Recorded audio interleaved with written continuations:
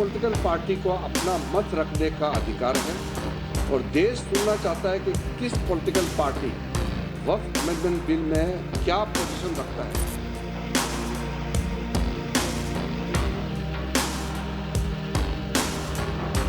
इस देश में हिंदुत्व की आइडियोलॉजी के तहत ये एक प्रोजेक्ट है जिससे मुसलमानों को उनके रिलीजन से दूर करना।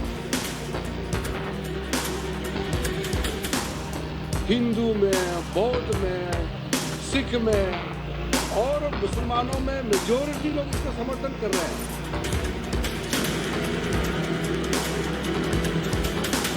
भारतीय जनता पार्टी किससे क्या कहलवा दे, किससे क्या करवा दे, ये भारतीय जनता पार्टी का कमाल है। वो पूरी तरीके से गैर संवैधानिक है। उसके वो संविधान की कई धाराओं के ऊपर ओवरलैपिंग कर रहा है। हिंदू एंडोमेंट बोर्ड में कोई नॉन हिंदू मेंबर नहीं बन सकता, तो यहां पर आप नॉन मुस्लिम को क्यों बना रहे हैं?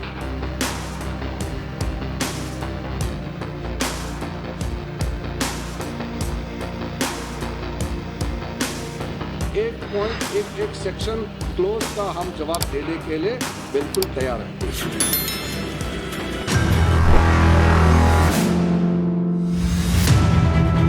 वक्फ संशोधन बिल के समर्थन में एनडीए और सहयोगी दलों के 293 सांसद हैं।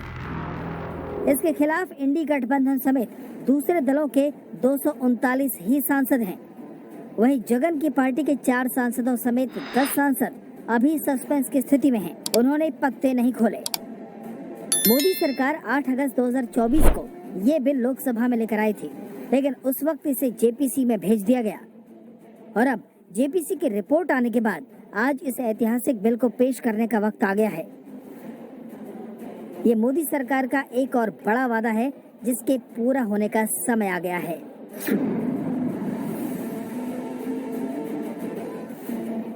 इस बिल को लेकर सरकार के साथ खड़ी पार्टियों ने खुलेआम अपने समर्थन का ऐलान करके विरोधियों को चौंका दिया है। वक्फ बिल कोई पहली बार नहीं आ रहा है। पहले भी ये बिल आ चुका है 2013 में, उसमें अमेंडमेंट हो चुका है और उसमें ये जरूर हम लोग की तरफ से है कि भाई रिट्रोस्पेक्टिव नहीं हो। अगर पास्ट में कोई बात है तो उसको उस पर कोई आंच नहीं आए। ये हम लोगों ने जरूर, हमारी पार्टी ने कहा था। मुझे लगता है जरूर जो कमेटी है, सरकार है, इसको ध्यान में रखेगी। नीतीश कुमार की राजनीति और जब तक है उनका इंटरेस्ट प्रोटेक्टेड रहेगा।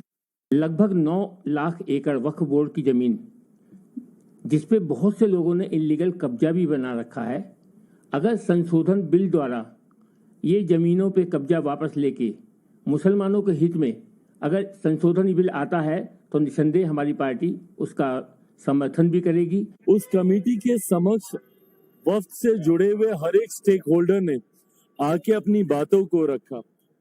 मुस्लिमों में भी कई ऐसे हैं जिन्होंने अधिकांश इससे जुड़े हुए जितने भी बिंदु हैं उस पे समर्थन अपना देने का काम किया। हम लोगों ने शुरू से इस बात को स्पष्ट करके रखा था कि कमेटी की जो रिपोर्ट आएगी लोक जनशक्ति पार्टी रामविलास उसका समर्थन करेगी। वक्फ बिल आ रहा है। वक्फ बिल में जो मुट्ठी भर लोग हैं जिनका शेय है, बड़े लोग हैं, जिसको हम लोग कहते हैं D4 डेवलप्ड 4, वही लोग इसका विरोध कर रहे हैं, जिनकी संख्या 10-20% है मुसलमानों। इस बिल को लेकर जेपीसी में कई महीनों तक माथापच्ची हुई। मुस्लिम संगठनों के साथ साथ सभी राजनीतिक दलों ने अपने अपने सुझाव रखे। कई संगठनों ने सड़क पर उतरकर बिल के खिलाफ माहौल भी बनाया, लेकिन अब जब विरोधियों का प्लान फेल हो रहा है तो वो बीजेपी की सहयोगी पार्टियों को डराने पर उतर आए हैं। वक्फ बाय यूजर सरकार निकाल रही है। हिंदू धर्म में mud by user, temple by user allowed है, तो यहां पर क्यों अलाउ नहीं कर रहे आप? हिंदू एंडोमेंट बोर्ड में कोई नॉन हिंदू मेंबर नहीं बन सकता, तो यहां पर आप नॉन मुस्लिम को क्यों बना रहे हैं? तीसरी बात यह है कि एंडोमेंट का जो ट्राइब्यूनल है उसका डिसीजन के खिलाफ आप रिव्यू डालते हैं, यहां पर आप कह रहे हैं कि उसको अपील करेंगे। ये वक्फ बिल अनकॉन्स्टिट्यूशनल है। ये वक्फ बिल आर्टिकल 14, आर्टिकल 25, 26, 29 का ग्रेव वायलेशन है। ये वक्फ बिल नहीं है, बल्कि ये वक्फ बर्बाद बिल है। ये हर पॉलिटिकल पार्टी को अपना मत रखने का अधिकार है और देश सुनना चाहता है कि किस पॉलिटिकल पार्टी वक्फ अमेंडमेंट बिल में क्या पोजीशन रखता है। ये सुनना चाहती है। 8 घंटे चर्चा का समय दिया है जिसको बढ़ाया जा सकता है, लेकिन हाउस का सेंस लेकर के। ये पूरा देश साथ में है। ये तो कुछ पॉलिटिकल पार्टी, कांग्रेस पार्टी और कुछ लोग दबाव में वोट बैंक राजनीति की वजह से विरोध करने का नाटक कर रहे हैं। अब देखिए पूरे चर्च काउंसिल, हिंदुस्तान के अंदर में जितना चर्च काउंसिल है, ईसाई कम्युनिटी, क्रिश्चियन कम्युनिटी खुल करके समर्थन कर रहे हैं। हिंदू में, बौद्ध में, सिख में और मुसलमानों में मेजोरिटी लोग इसको समर्थन कर रहे हैं। अगर बिल में बोलने के लिए कुछ नहीं है तो बहाना बना करके, टाइम का बिजनेस एडवाइजरी कमेटी का बहाना बना करके वॉकआउट करने का ये सब मत कीजिए। जो समय तय किया गया है खुलकर बोलिए, हम सुनना चाहता हूं और एक पॉइंट, एक सेक्शन क्लोज का हम जवाब देने के लिए बिल्कुल तैयार है। देश में हमने पूरी कमेटी को लेकर टूर किया, लखनऊ आए, पटना गए, कलकत्ता गए, भुवनेश्वर या हम गुवाहाटी, चेन्नई, बेंगलोर, हैदराबाद, अहमदाबाद, मुंबई, और इसके बाद भी एक लगातार गुमराह किया जा रहा है। हमारी पार्टी शिवसेना वक्फ अमेंडमेंट बिल को, जो विधेयक आ रहा है उसको हम लोग सपोर्ट कर रहे हैं। पक्ष सिर्फ वोटों की राजनीति खेलने के लिए इसी तरह का आवाज कर रहे हैं। एक अमेंडमेंट प्रपोज करा था कि एक मेंबर वो भी होना चाहिए जिसको इस्लाम की स्पेशलाइज्ड नॉलेज हो, मतलब वो उसको, उसकी फिक को जानता हो, रिलीजन को जानता हो, उसकी हदीस को जानता हो, कुरान को जानता हो, तो उसको नॉलेज हो तो सो दैट वो भी कंट्रीब्यूशन इसके लिए कर सके। मुसलमान को डराने की क्या जरूरत है? इन लोगों को कुर्सी से प्यार है। इन लोगों की ना कोई विचारधारा है, ना कोई नीति है, ना कोई सिद्धांत है। इन लोगों को किसी मतलब नहीं है। आप जान रहे हैं स्वर्गीय रामविलास पासवान जी ने जो है इस्तीफा दिया था गोधरा कांड जब हुआ था, तो उसको लेकर के वो विचारधारा और नीति सिद्धांत की राजनीति करते थे। लेकिन आज के दौर में जो भी लोग हैं, केवल उन लोगों को कुर्सी से प्यार है और ना नीति, ना विचारधारा, ना देश के संविधान से कोई मतलब है, ना आरक्षण से मतलब है। वक्फ बोर्ड के खिलाफ हैं हम लोग। इसलिए खिलाफ हैं क्योंकि भारतीय जनता पार्टी हर जगह हस्तक्षेप करना चाहती है। भारतीय जनता पार्टी हर जगह अपना कंट्रोल चाहती है। सर, साथ ही जो अजमेर के हैं वो लोग सपोर्ट कर रहे थे, चिश्ती लोग, वो लोग कह रहे हैं कि इसको भ्रम फैलाया जा रहा है, ये सही है। ये भारतीय जनता पार्टी किससे क्या कहलवा दे, किससे क्या करवा दे, ये भारतीय जनता पार्टी का कमाल है। देखिए उसके अंदर इतनी खामियां हैं, अगर ये वहां बोलने का मौका देंगे तो सारी चीजें देश के सामने भी आएंगी। हम बाहर तो बोल ही रहे हैं, वो पूरी तरीके से गैर संवैधानिक है। उसके वो संविधान की कई धाराओं के ऊपर ओवरलैपिंग कर रहा है। संविधान की धाराओं के ऊपर ओवरलैपिंग नहीं की जा सकती। हमारे अधिकारों का संरक्षण जो संविधान ने हमें दिया है उसके ऊपर। यहाँ एक सदस्य ने तो कह दिया